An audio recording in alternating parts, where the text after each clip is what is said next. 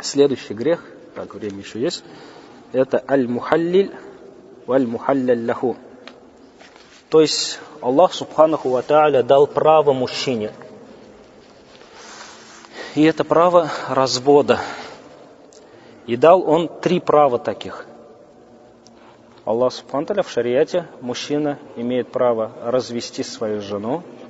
И это по шариату, то есть по сунне должно произойти, чтобы не было, во-первых, месячных в это время. И чтобы это было во время, если нет месячных, значит во время чистоты, так назовем это. И чтобы во время этих чистотов у них не было полового акта. То есть если был половой акт, подожди, пока месячный будет, это, возможно, даже передумаешь. По сунне. И вот если талак произошел, и талак дается только 1, не 3. 3 это право.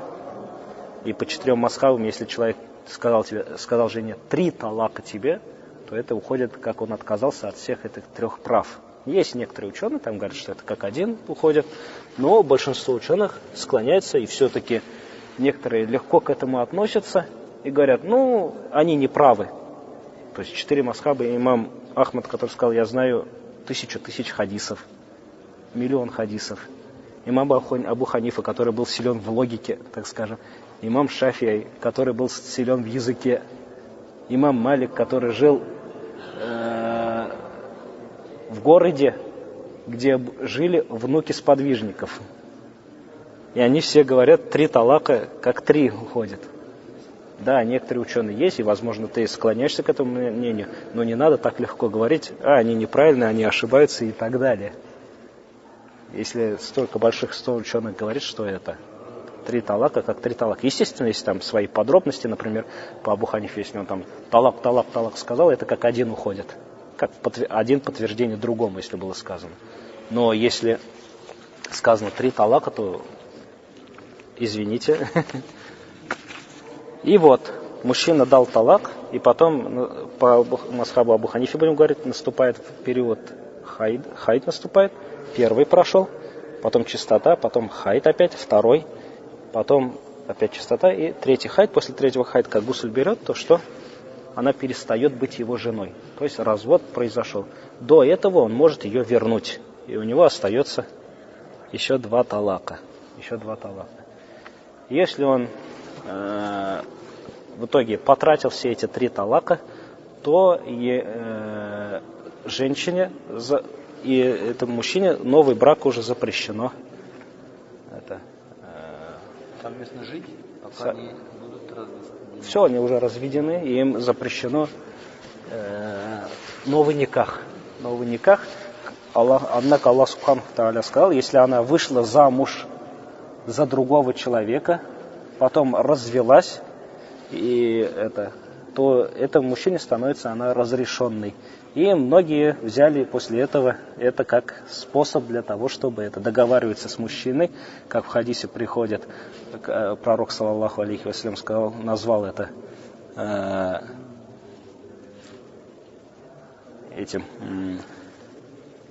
одолженным козлом,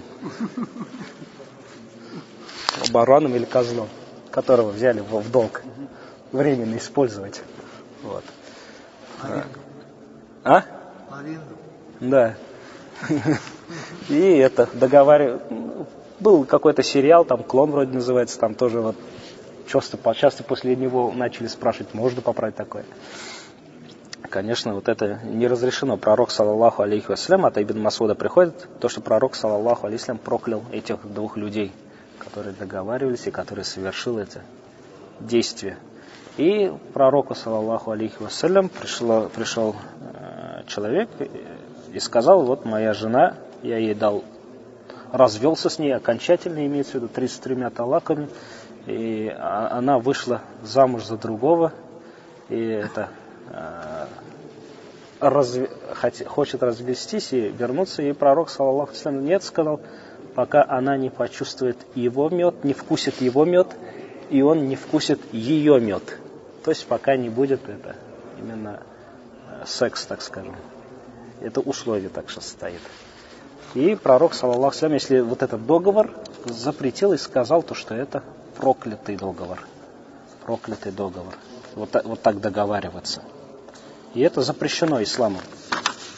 И никак должен, если вот она выходит замуж, то это должно быть по желанию именно, вот которое Аллах Субхану ва Тааля сказал. Хоть он не сказал подробности нам рассказал пророк, саллаллаху алейхи вассалям, то что это должно быть по желанию. По желанию. Она должна по желанию выйти и, как сказано, почувствовать его мед. Он должен почувствовать ее мед. И потом это, если произошел вдруг развод, потом ему уже разрешено.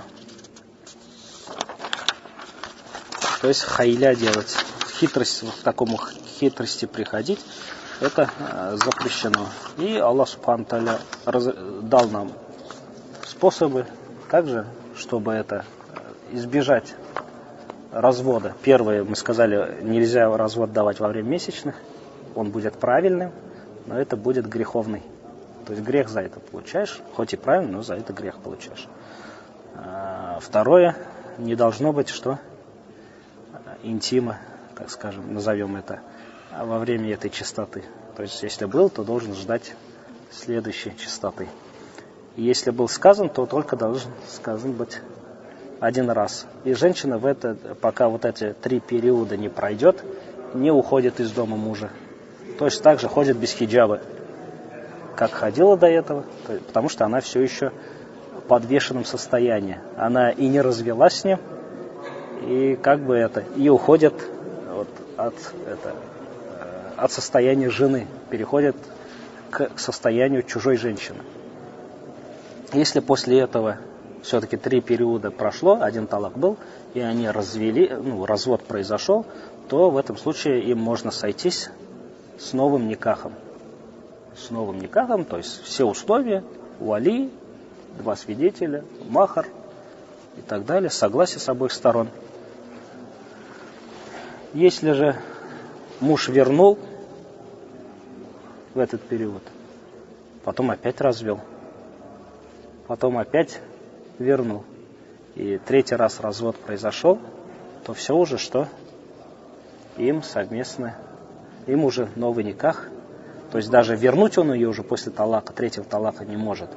Но и новый никах тоже не могут заключить, пока не произойдет то, что жена, желая выйти замуж за другого человека, вышла замуж, у них был интим, потом она не сошлись, например, что-то случилось, и они развелись, и вдруг она вспомнила, что у нее был когда-то муж другой, и она захотела вернуться к нему, и вот в этом случае им разрешено. А если жена с кем-то договорилась там, как некоторые ученые пишут, там бывало такое, что вали с бывшим мужем стояли около двери и слушали, когда она за этого одолженного козла выходила замуж, и ждали, пока все произойдет, и потом сразу заставляли этого мужчину талак дать.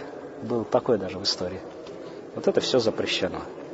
То есть специально выходить, хотя вот приходят, даже интересно бывает, то есть удивительно бывает, братья некоторые так приходят. Можно ли так сделать? 3 талака дали, то есть он намаз читает, соблюдает. Мужчины, жениться нету такого, да? Вот условие для женщины обязательно выходить замуж, да? Да. Но мужчина же может на 3, на 4 жениться. Нет. У мужчины же пошире возможностей в этом плане, потому что он обеспечивающий. Вот 3 греха. Первый — это человек, у которого вообще нету ревности к жене, гаюс,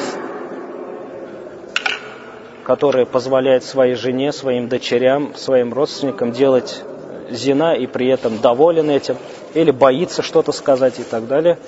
Второй грех — это у нас мужчина, уподобляющийся женщине в одежде, в походке, в словах, в речи. И там руки загибает, да, одежду одевает, сумочки носит, там украшает, там пудрой, там еще что-то. Мужчины там подкрашивается. Бывает и братья такие есть, ходят, подкрашивается. В Мекке один такой мне даже подходил. Я убежал от него. С такой речью такой, женской. Вот. И женщина, которая уподобляется мужиком, стала мужиком, протискивается среди толпы, толкает там. Тут и в мечети такие тоже бывают, мы сказали. То есть нет у нее стеснения никакого, то, что должно присущим быть женщине. Она без причины может встать и призывать к чему-то там. Вот.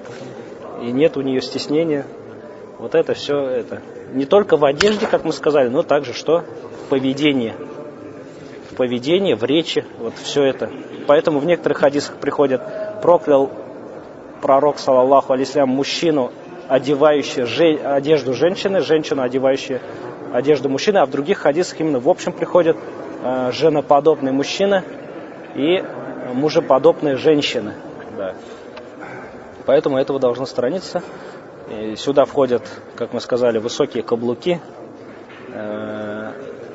то, что духами мажется, то, что мужскую одежду, облегающую одежду одевают там, например. Да и мужчины сейчас некоторые женские эти элементы, как кольцо, как цепочка на шею, как золотые кольца, браслеты, например, одевает. И вот этот третий грех — это хитрость, на которую идут, чтобы вернуть свою жену.